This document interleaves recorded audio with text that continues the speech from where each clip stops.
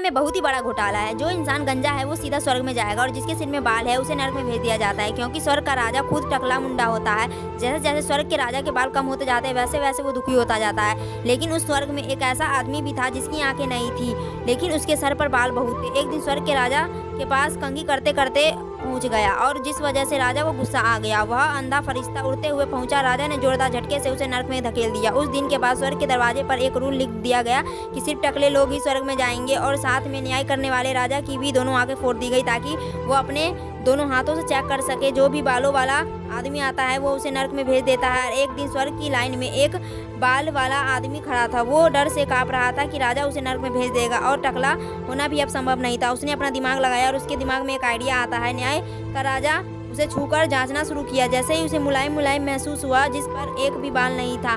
दरअसल उस आदमी ने न्याय के राजा को अपना सिर के बदले पिछवाड़ा छूने को दिया था। राजा ने उसे काफ़ी देर तक छुआ। उसे अजीब सा लगा, लेकिन स्वर्ग का राजा देख नहीं सकता था, इसलिए उसने स्वर्ग का दरवाज़ा खोल दिया और दरवाज़ा खुलते ही उसका पंख निकलता है और वह एक फरिश्ता बनकर स्वर्ग में चला जाता है।